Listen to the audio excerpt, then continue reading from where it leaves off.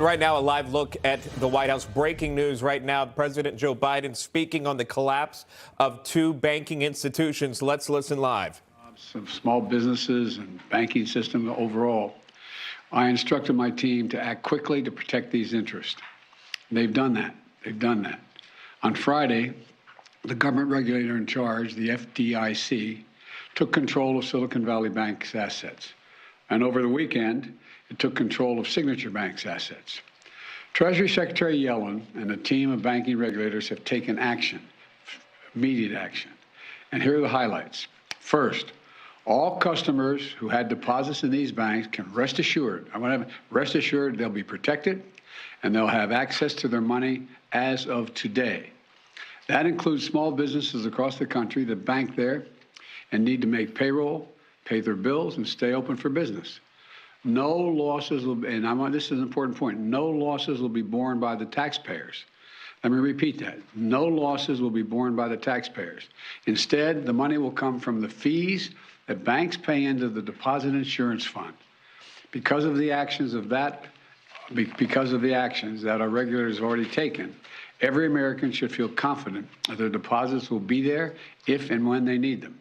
Second, the management of these banks will be fired. If the bank is taken over by FDIC, the people running the bank should not work there anymore. Third, investors in the banks will not be protected.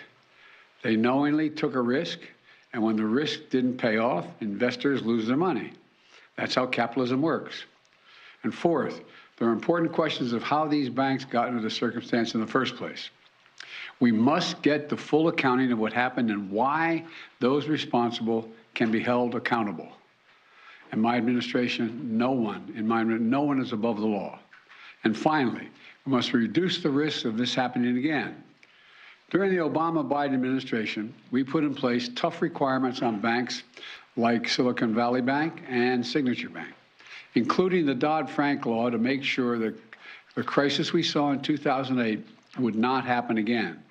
Unfortunately, the last administration rolled back some of these requirements. I'm going to ask Congress and the banking regulators to strengthen the rules for banks to make it less likely this kind of bank failure would happen again, and to protect American jobs and small businesses. Look, the bottom line is this. Americans can rest assured that our banking system is safe. Your deposits are safe. Let me also assure you we will not stop at this. We'll do whatever is needed. On top of all this, let's also take a look at a moment to put the situation in a broader context. We've made strong economic progress in the past 2 years. We've created more than 12 million new jobs, more jobs in 2 years than any president has ever created in a single 4-year term. Unemployment is below 4% for 14 straight months. Take-home pay for workers is going up, especially for lower and middle-income workers. And we've seen record numbers of people apply to start new businesses, more than 10 million of them, more than 10 million applications over the last 2 years starting businesses. Now we need to keep this progress going. That's what swift action that my administration over the past few years is all about. Protecting depositors, protecting the banking system, protecting the economic gains we've made together for the American people. Thank you, God bless you, and may God protect our troops. See you in California. Mr. President, what do you know right now about why this happened? And can you assure Americans that there won't be a ripple effect?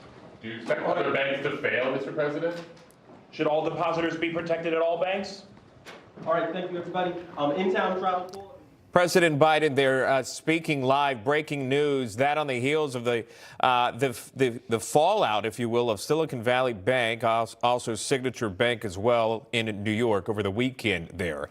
Major news. Many thought, would they need a bailout, these companies? The president came out and said, rest assured, no taxpayers will bear the burden of this. The FDIC will come in for both SVB and also Signature Bank as well. But the big headline and takeaway there is that management will be fired from both banks now that the FDIC is in charge, assuring anyone that has money over the amount of $250,000 in these banks, that they would be protected. If these small businesses operate through these banks, they can still make payroll. They will be fine, and it will not be at the cost of the taxpayer.